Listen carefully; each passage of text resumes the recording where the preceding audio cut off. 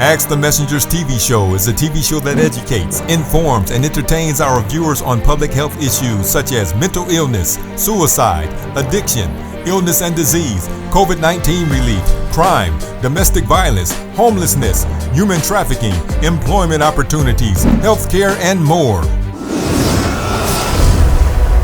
And now, Ask the Messengers. Today on Ask the Messengers, we shine the spotlight on an organization who are doing good in the neighborhood. Paul Motz is the director of the Youth Assistance Program of Westland, and he shares some valuable information about what they do and how they are helping the youth within Westland and surrounding cities. Also, Mykala Smith is one of their interns who knows firsthand what the Youth Assistance Program is all about. She talks about how this program helped her get her life back on track. Plus, Shane Reinert is the producer of the Addiction Series YouTube channel, who is here to talk about how he started the channel and how it's helping others.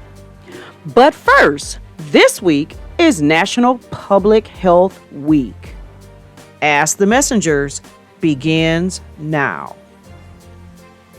What is public health? Public health is the science of protecting and improving the health of people and their communities. Public health is promoting healthy behaviors. Public health is preventing infectious diseases. Public health is assuring food safety. Public health is addressing substance use. Ensuring workplace health and safety. Keeping people out of the hospital. Diminishing health disparities. Public health is deconstructing stigma. Preventing violence and injury. Public health is getting kids vaccinated. Public health is creating an equitable society. Public health is improving healthcare delivery. Public health is providing health education. Public health is preparing for an aging population. Public health is preventing chronic diseases. Understanding cancer risk factors. Listening to and learning from communities.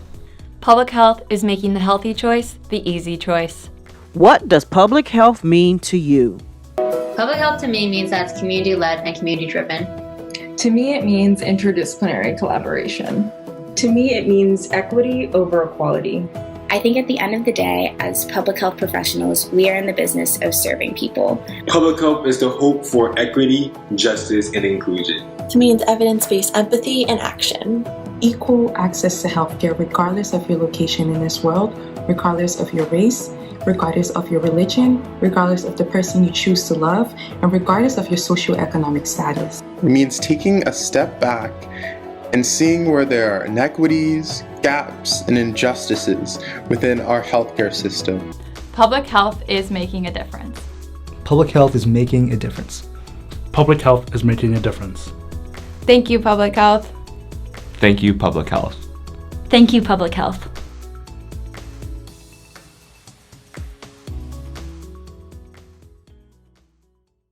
This is Tina Nelson for Ask the Messengers, and I am here in the city of Westland, where we are about to interview the director of the Youth Assistance Program, Mr. Paul Motz. So what is the Youth Assistance? What is the program all about? So the Westland Youth Assistance Program is basically an opportunity for people to help improve situations or things that are going on. So oftentimes kids might be going through different circumstances. They might be having some trouble at home, some trouble at school or not attending school. Maybe some issues in the community have came up. And so this is an opportunity to address them before anybody progresses into going into the formal juvenile justice system.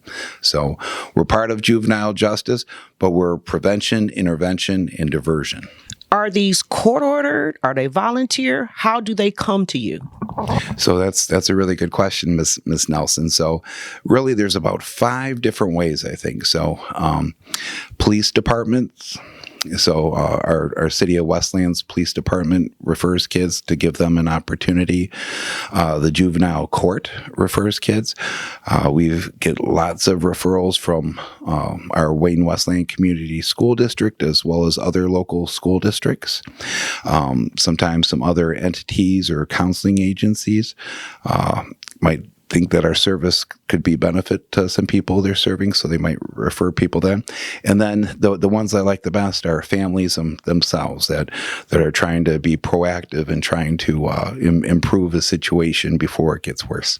Good to know that. So a lot of at-risk students, a lot of at-risk youth, they gravitate towards certain things. So it's like, I don't want to do that. I don't like that. Which one of the programs that you have, what's the favorite one where like you don't have a problem with getting them besides video games? So out of the programs and services that we offer, and we offer a lot of services, and I'm going to tell you why. Okay. Because you never know for sure what's going to have a big impact on a young person. Even our staff have different things that they like the best. So sometimes the biggest change that we can see is probably through our life choices classes. And we have a lot of different topics they talk about in there. And it's also a chance to help hold them accountable for their behaviors. So sometimes the life choices, you might say, is our meat and potatoes. I always like the intake meetings when you first get to meet people and learn about them. I think mentoring kids who are mentored is just another additional component, another layer of help where they can form a positive relationship with somebody. Mm-hmm. I think just the case manager role, the person who, typically does the intake meeting and follows their case all the way through and becomes the resource for them. So there's all these different services we have, and part of it is just about connecting with the people. And I'm an old guy and I've been at this a long time, but it's really always about the relationship. Okay. So I think if people have an opportunity to see how we care and our people give of themselves, it's easier to progress and make some positive changes if they're needed. Just one more thing before we get out of here. How can someone find out how does someone connect with you who are in need of the services? So they can, look us up. We're under the city of Westland. Our phone number is 734-467-7904. Some people email us. I'm still let me talk to you on the phone type person, and give people an opportunity to share what's going on. And another thing I'd just kind of like to emphasize, it's hard for programs to start and exist and continue on, and again, it's about the relationships. We Our new mayor, Michael Londo, he had been on our advisory board before for a number of years. And when he became mayor, I just assumed that, he's going to step away from this. But no, he continues to support our program. Our two local judges, one of which is Judge Cicerelli. And Judge Cicerelli, about 29, 30 years ago, was pretty impactful of bringing youth assistance, starting it here. Judge Mark McConnell, he's on our advisory board. We just started a new program with the school district and our 18th District Court, where we're trying to address some attendance issues for some of our kids to improve that. So along with our police department, our office used to be over there, which was pretty cool for a while. But you have to form relationships with these different entities and get the support of your city council or your local elected officials to send the message of what we're doing, why it's helpful to families. It saves money in the long run. Believe me, it's much easier to deal with nice people like us than to get wrapped up in the court. There's nice people there too, but it's much easier dealing with stuff in your own hometown as opposed to somebody maybe being more intrusive into your life. Right. So, well, I appreciate everything that you do. And I'm glad that you've been doing this. And to everyone who needs help, the information is right there on the screen. Mr. Motz and his crew, they're waiting for you. This is a nice preventive program. It's going to help you to get your life in order and help you with some things where you may have bumped your head along the way. But this is why Youth Assistance Program is here. They're here to help you more than anything else. And thank you again for being on our show. And listen, if you ever know anybody who might make a really good volunteer mentor for our young people, it's only about an hour and a half a week. We have a really nice training. We have some gift cards, through some of our funders, which is, Wayne County, Detroit Wayne Integrated Health Network, the city of Westland, North Brothers Ford. We try to make it really inexpensive and get fun stuff to do. And it's about forming that relationship. So if you've ever thought about helping a young person and you can figure out a way to spend an hour and a half a week with somebody, contact us and we'll see about you making a difference too. See, they are really about it takes a village. It takes a village. And the village is right here at Youth Assistance Program. This is Tina Nelson for Ask the Messengers. Coming up, Westland Youth Assistance Program intern Mykala shares her story, and later, an interview with Shane Reinert, the producer of the Addiction Series YouTube channel. We will be right back. You were born original.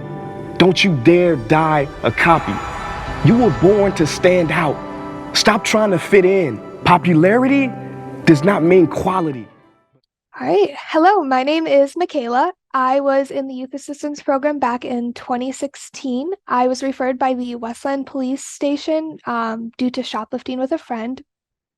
The referral was a little scary in the sense that if I didn't complete the program successfully, then I would have to go to court for the charge that I had been charged with. But the program was very beneficial to both myself and my mom, who went to the parent group meetings. The Westland Youth Assistant has weekly group meetings for both the child and the parent, and these are life skill meetings that help the child benefit and the parent benefit. The group meetings would help us work on our family communication, work on healthy living. There were also group meetings that helped us understand our emotions. And then there was a guest speaker, and I remember ours had been involved in a fire and had to turn his life around. And a lot of the stuff that I learned from the program was stuff that I had known, but to hear it in a new light and then to have it reiterated to me was very beneficial. We also had to do community service back when I was in the program. And the community service events were helping plant gardens. We also helped with the Red Wagon project around Westland. And we also did tons of college visits too. So I got to visit colleges like EMU, Madonna, Washtenaw Community College, which was very beneficial. It helped me kind of decide which colleges I would want to go to. And I met a lot of good people throughout the program too. And it helped me just realize that I wasn't a bad kid. I just got myself into a bad situation, but I could grow and I could learn from what I was doing. I think it really benefited my mom too. I think she needed someone to talk to just about parenting itself. And I'm very glad that my mom had that. And now as an intern with the Westland Youth Assistance, I wanted to go back there when I had to do my intern for social work. I can see just how much the program really does benefit children and how it does benefit parents. And it's so cool to get to see the other side of it. It's really catered to the children in that all the children have case managers, and these case managers will, do school visits to see how the child's doing. It also will do home visits. So I had a really great case manager when I was in the program who really was all about my well-being and checking in on me. And she was a very influential person in my life, and I'm very thankful for her to this day. And overall, the program was just so beneficial for me to learn how to change my life around and that I could change my life around. And now I'm an intern for the program that helped me realize that, and I think it's very important. There are a few things you just can't learn from a textbook, that you have to live through, to see, to be fully entrenched in, because here is a simple truth. This world is a tough place. Getting what you want, making the most of the time you have, requires that you put yourself in the position to succeed. When we return, an interview with Shane Reinert, the producer of the Addiction Series YouTube channel. Stay tuned for more of Ask the Messengers. I am so excited. Let me tell you guys something before I actually give the full introduction. So COVID, the pandemic hit. We will all stay home, stay safe. I am a woman in recovery. I have a sober date, December 19th, 2019. And when COVID hit, the meeting stopped. So what did I do? I went online, I Googled, I YouTubed, and I found Shane. So let me tell you about his addiction series. It is the best thing you ever wanted to see. So be sure you check him out. But I'm so glad that he partnered with us during that time and gave us permission to air the stories that he records. So basically, he's one of our street reporters and a partner with us, because the most important thing is we are the messengers. We carry the message, and we're grateful to be able to bring those stories to you and hope that one story you hear will change your life and make a difference in whatever you're going through. So without further ado, Shane, welcome, welcome, welcome. It is so good to finally put a face behind the production. Thank you so much for having me. Let's talk about your addiction series. It's on YouTube. What was the inspiration behind it? How did you decide to do that? And how did you come up with that? I was watching the news at my mom's, and I'm not a big avid news watcher, and I kept seeing all these people are overdosing, they're dying. And I thought somebody's got to be getting better. So I talked with my wife and so why don't we pray about doing this? And then we decided we were going to do it in January 2016, and my wife actually knew someone in recovery, and that's how the ball got started. What are some of the stories that really touch you the most? Well, the very first one did, without a doubt. I didn't know what to expect. I have never used any of the substances, so it was really new to me. So after talking with the guy for about an hour, he'd get him to sit down, and he starts telling me a story. And at first, it's the bad things he's done, and I was just like, "Oh no!" Right. And then by the end of it, I'm ready to cry, and I'm like, "Okay, if it's going to affect me that way, how much more will it affect someone who is in recovery?" So John did an excellent job of sharing his story. And the biggest one I've got is Brandon Novak. He was on Viva La Bam, Jackass. He's written a New York Times best-selling book. And somebody said, "I can get that guy." And I'm like, "Okay, sure." So then they show up, and Brandon says, "Where do you want me to look?" And he goes for like an hour. And neither of us had any idea what it was going to do. And here it is now, probably 4 years since we've recorded it. About 2.7 million people have viewed it. And he said, "That's the biggest thing I've ever done." Wow. And that was such a shock to me, because I couldn't believe it. I mean, he's done so many other great things. And that is what drew me to you, to be honest, because we were doing a segment on celebrities in addiction, celebrities in recovery, and the Google celebrities in recovery, and his story did come. I mean, here's this guy. He's like mega superstar, done all these things, but he was so transparent about his story, and I appreciate you for God putting them to you, because it's those stories. Because for some reason, people just love Hollywood. They love the drama of Hollywood. But you know what? What you do and what we do, we let you know that this stuff happens right in our own homes, like right in your backyard. And what are some of the things that when people see your series, what do you hope that they take from it? That anybody can recover, that it's not just, the big celebrities. It could be anybody. I mean, I've interviewed nurses, I've interviewed doctors, you name it, and they all went through recovery. And it's amazing to see the diversity in that. I've interviewed, I want to say 128 people, and all their stories, every time I think I know where it's going to go, it's different. There's a little wrinkle in there that someone else is going to be able to relate to, and they're going to appreciate. So you're in the Ohio area. What are some of the drugs of choice that you come across right there where you are in Ohio? Heroin and meth. Heroin is number one. actually not far from us in Dayton, Ohio. They were the heroin overdose capital for 3 to 5 years. They were number one city in the United States. So, I went up there and got to get some stories from there too. But it's been amazing how strong an impact that has had on families here. So what are some of the resources that you guys have in the Ohio area? I know we have like what we call our Detroit Rescue Mission. We have various treatment centers. What are some of the outreach centers that are available there for people? Because we have done things in the Toledo area, which brought people from Dayton to actually be on our show. So where do people go when they're in the Ohio area? It seems like there's a lot of people going to treatment in Dayton where it is the worst. I know that I get a lot of guys that I talk to that go to a place called Good Shepherd, and they get a lot of help there. They've had a lot of success there. There's a lot of more meetings, it seems like, than there are treatment places here.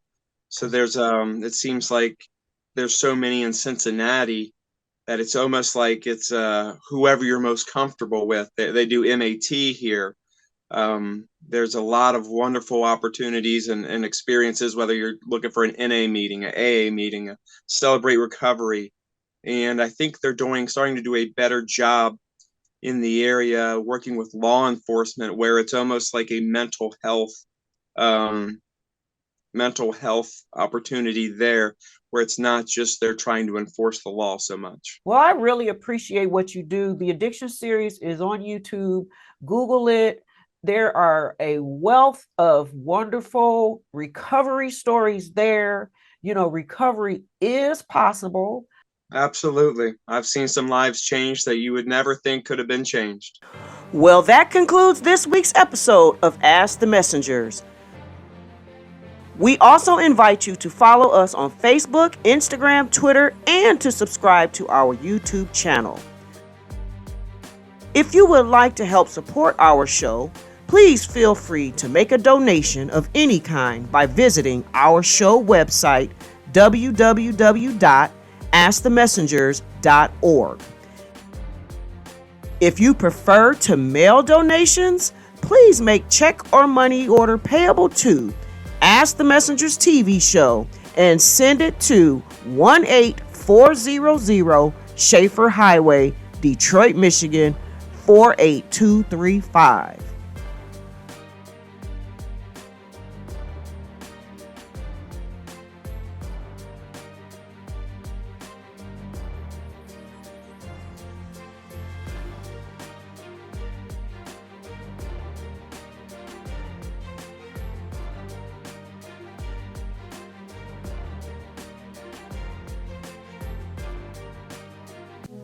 Ask the Messengers is the program that deals with things that help you.